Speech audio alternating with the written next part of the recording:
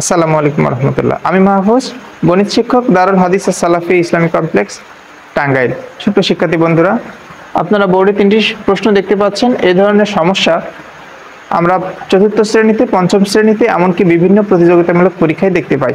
এ ধরনের সমস্যা খুব সহজে কি করে সমাধান করা যায় আমরা সেটা দেখাবো। যেমন প্রথম প্রশ্নটিতে ফরিদা এবং ফাতেমার বেতন একত্রে ৯,৯৫০ টাকা। ফরিদা অপেক্ষা ফাতেমা ২৪৫০ টাকা বেশি পায়। ফরিদা ও ফাতেমার প্রত্যেকের বেতন কত? সব প্রশ্নেই এই একই প্যাটার্নে থাকে।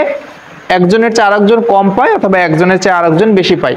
কম অথবা বেশি যাই হোক না কেন, সর্বপ্রথম যে কাজটি করতে হবে, দুজনের টাকাকে সমান করে নিতে হবে।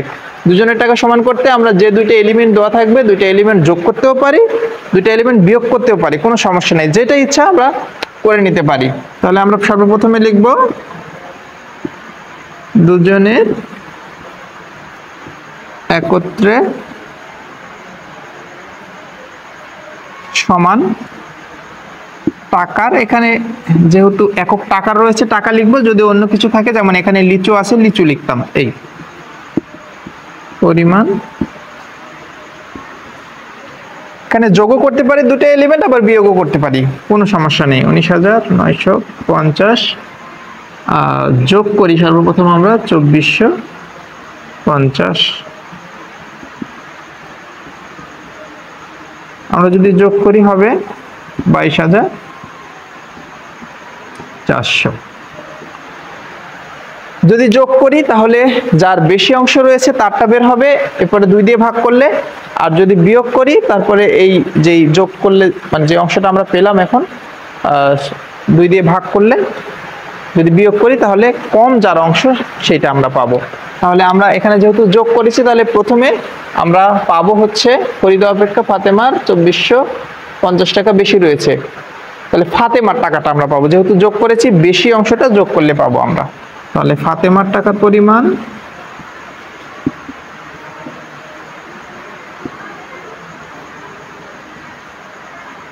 পরিমাণ ২২,৪০০ ভাগ 2,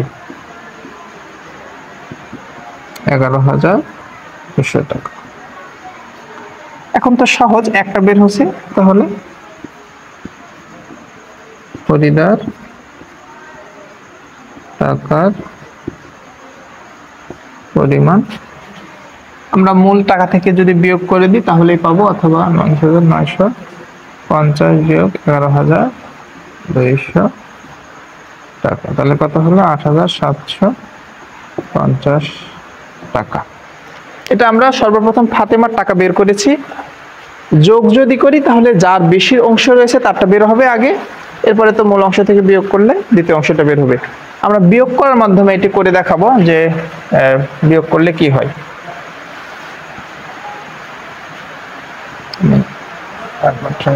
এটা যদি আমরা বিয়োগ করতে চাই, বিয়োগ করেও বের করা যাবে। ০ ০ 4 আছে কয় নয়, 5 এ 9, 2 আছে কয় নয়, 7 এ 9, ১৭,৫০০ টাকা। বিয়োগ করলে আমরা যার অংশটা কম রয়েছে সেটা আমরা পাবো। যেহেতু ফরিদা অপেক্ষা ফাতেমার ২৪৫০ টাকা ফরিদার কম রয়েছে, তাহলে ফরিদার টাকা আগে বের হবে।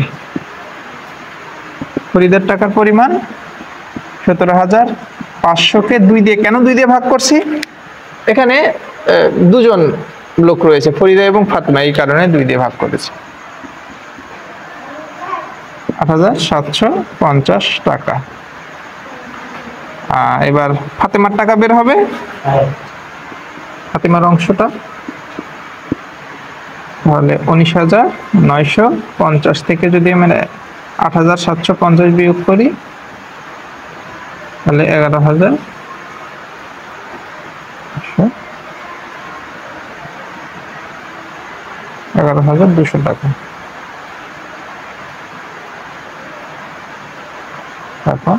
পাবো।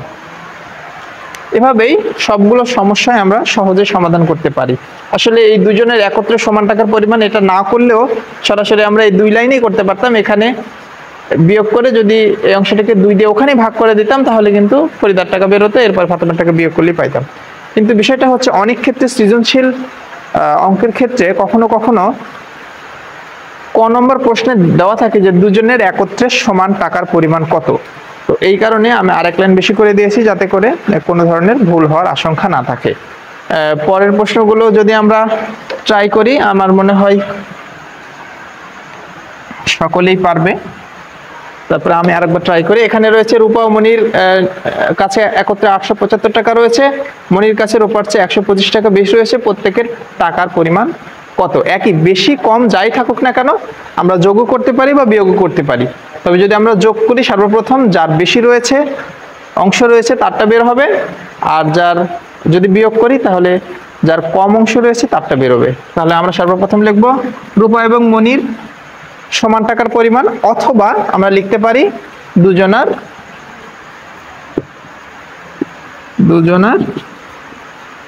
একত্রে, যেহেতু এখানে একক টাকা রয়েছে, সমান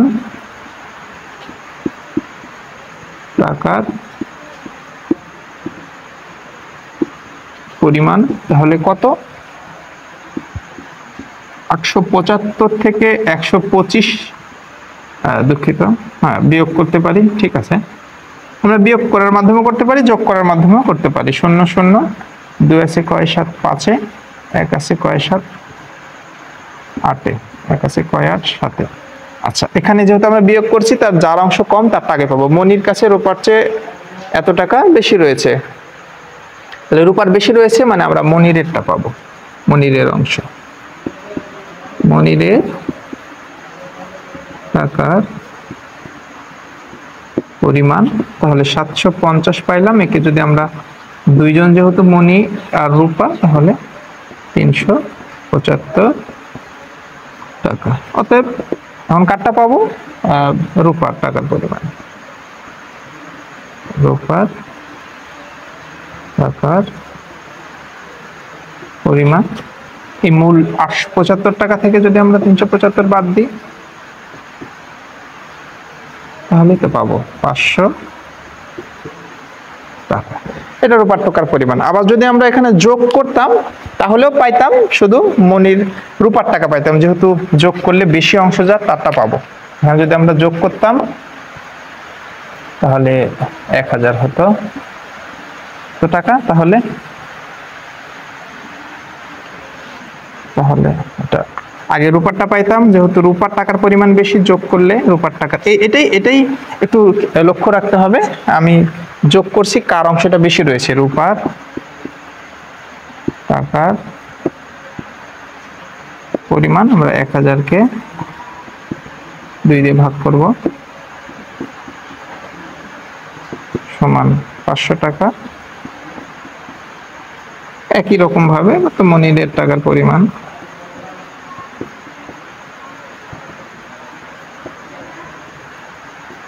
পরিমাণ 875 থেকে 500 বিয়োগ করলে 375 পাবো। এই তো পরের যে সমস্যাটি রয়েছে, প্রশ্নটি রয়েছে, একই রকম ভাবেই করা যায় এটাও। আমি পরের প্রশ্নটিও আপনাদের সুবিধার্থে এটা সমাধান করে দিচ্ছি। রাজু ও রনির একত্রে 690টি লিচু আছে। এখানে দেখুন কম রয়েছে, রাজু অপেক্ষা রনির 86টি লিচু কম আছে। প্রত্যেকের লিচুর পরিমাণ কত? কম বেশি যাই থাকুক না কেন আমরা যোগ বা বিয়োগ করতে পারি, শুধু লক্ষ্য রাখতে হবে কার কম আছে কার বেশি আছে। যদি আমরা যোগ করি তাহলে বেশি যার অংশ রয়েছে তারটা আগে বের হবে, এরপরে বিয়োগ করলে তো আমরা পাবো। আমরা তাহলে কি দুজনার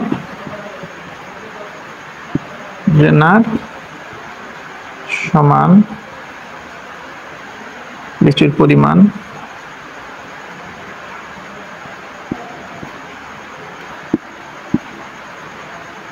একত্রে কত হবে, মানে দুজনা যদি সমান করি তাহলে একত্রে লিচুর পরিমাণ আসলে কত হবে। 690-কে আমরা 86 যোগও করতে পারি, তাহলে হবে 6 17 7 776। 776 যোগ করেছি, যেহেতু রাজু অপেক্ষা রনির 86টি লিচু কম আছে, রনির কম আছে, তার মানে রাজুর বেশি রয়েছে। তাহলে রাজুরটা বেরোবে আগে, রাজুর লিচুর পরিমাণ অতএব 70 দিয়ে 776 কে আমরা যদি 2 দিয়ে ভাগ করি এতটি, তাহলে অন্য জায়গাতে ভাগ করো 3 দুগুণ 6, 8 দুগুণ 16, 8 দুগুণ 16, 388টি। আর রনির লিচির পরিমাণ বিয়োগ করলে পেয়ে যাবো ইনশাল্লাহ আমরা রনির লিচুর পরিমাণ। তাহলে মোট হচ্ছে 690, সেখান থেকে যদি 388 আমরা বিয়োগ করে দিই 10 9 4 9 9 0 302টি। আবার যদি আমরা বিয়োগ করি তাহলে কিন্তু আগে রনিরটা বেরোবে, যেহেতু রনির লিচুর পরিমাণ কম রয়েছে, এরপরে বিয়োগ করলে রাজুরটা পাবো। আমরা দেখাবো এখানে যদি আমরা বিয়োগ করতাম তাহলেও কিন্তু 6 আছে কয় 10 4 10, 8 আছে কয় 9 1 দুঃখিত 0 9 9 0 604টি। তাহলে আমরা বিয়োগ করছি যেহেতু কম রয়েছে রাজু অপেক্ষা রনির কম রয়েছে, তাহলে রনির আগে বেরোবে। রনির লিচুর পরিমাণ 604কে আমরা 2 দিয়ে ভাগ করব, তাহলে হবে 302টি। আশা করছি বুঝতে পেরেছেন। তারপরে রাজুর লিচুর পরিমাণ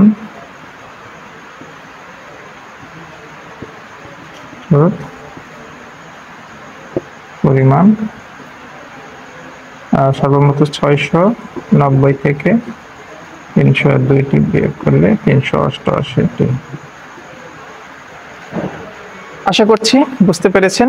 এরপরেও বুঝতে কোনো সমস্যা হলে আমার কমেন্ট বক্সে জানাবেন, আমি পরবর্তী ভিডিওতে বিষয়টি ক্লিয়ার করার চেষ্টা করব ইনশাআল্লাহ। সকলকে আল্লাহ সুস্থ রাখুন, ভালো রাখুন। আসসালামু আলাইকুম ওয়া রাহমাতুল্লাহ।